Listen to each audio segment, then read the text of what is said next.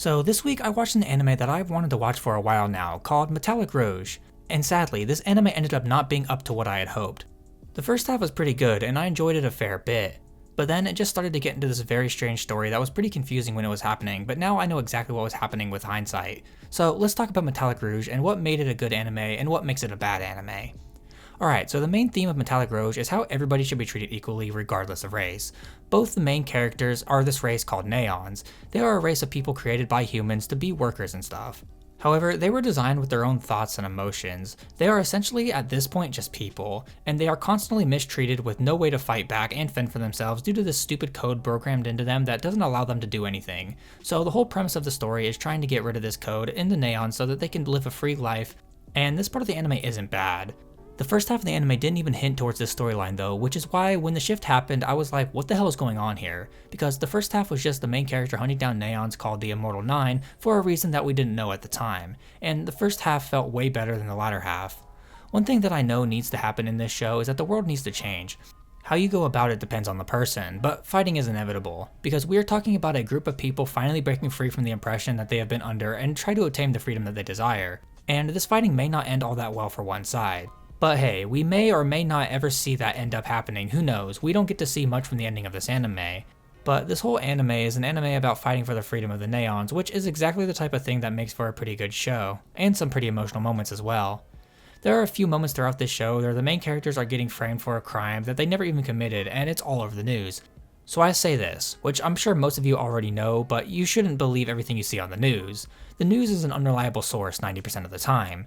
And we can see that that is the case even in this fictional anime. They are blaming somebody for killing someone in cold blood when there was actually a good reason for these killings that we later discover. Not to say the news didn't need to report on it, because it definitely did, but I'm just saying you need to not believe everything you see before you do your own research, and I think Metallic Rouge was also subtly leading you to do that as well. But who knows, maybe that's just me imagining things. There's a pretty good amount of betrayal that happens in this anime. We see it happen multiple times throughout the show. The main characters betray each other, then we see betrayal from the side characters, and later on we also see a different form of betrayal get revealed for something that happened earlier in the anime. Betrayal is all over this anime in every aspect of it, which makes the series fun because you never really know what the characters are going to do. I love that the betrayal and eventual comebacks of some of the characters doesn't feel out of character for them, which is great. So as I briefly mentioned earlier in the video, in the second half of the anime, I find it hard to even understand what the hell is going on at certain points of the show. The characters start just doing shit that makes no sense, and we get a lot of random things happening in an insanely fast pace. Some of the characters that come back didn't even feel like they were ever going to be important, and then they ended up being extremely important. Part of the problem is that there were times in an episode would start in the middle of a story arc and then you would have to kind of piece together what the hell was going on and who the characters are. It just kind of felt weird and definitely a little rushed, which sucks because this show had so much potential. At least the action in the series is really good. There's a lot of fighting in Metallic Rouge and it is done extremely well. Each of the main characters has this mech suit thing that covers their bodies and gives them a unique and interesting abilities to fight, and each one of them is different in some way. The only thing that I don't like is that all of them are physical fighters. It would have been nice to see one of them be a sniper and another maybe having some kind of support abilities, but it is what it is. The fighting is still fun to watch regardless, so there's that. I love the setting of this anime. It takes place on Mars, which is really cool in itself, although not in any unique way. But the way they make Mars looks is what makes it really cool. They are able to take their own spin on it, which is awesome. We also get to see Venus in this anime briefly as well. And that is just what you would expect to see, just a bunch of hot lava and other molten things around. It looks cool, but there isn't really much to see, but it does look cool. That is the one thing you can't take away from the show, is that it looks really cool. The characters in Metallic Rouge are okay.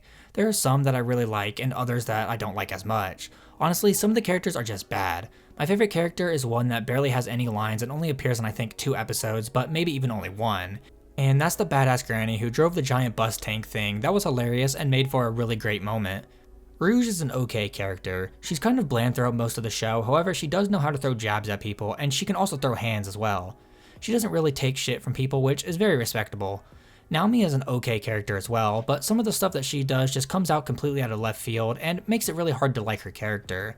She has much more of a personality than Rouge does though. She is smart and also knows how to throw jabs at people. However, she cannot throw hands with people. That's not her forte. She's a really weird character in certain scenes, and sometimes some of the stuff she does is completely out of character and just feels weird, but hey, what do I know? I'm just a guy on the internet. The Immortal 9 are somewhat interesting. The only one of them that I like is Eyes or Alice. They have a split personality. They are a cool character. Other than them though, I don't really care about any of the rest of them. They're all kind of lame. Even the evil one of the bunch is just the stereotypical I want to be bad and feel alive type, and that's okay on some characters, but for some reason it didn't really work here. But yeah, the characters are okay, but they are most definitely not the highlight of this series. Metallic Rouge was an anime that I thought was okay. It wasn't anything special, which sucks because it was an anime that I really wanted to watch for a long time, but you win some, you lose some, and this anime was a loss. And that's okay, not everything has to be amazing. But anyway, that was the video. If you liked it, maybe think about dropping a like and subscribing as well. It helps out a ton. And if you do decide to join the community, then I guess I'll see you next week with another video. Bye!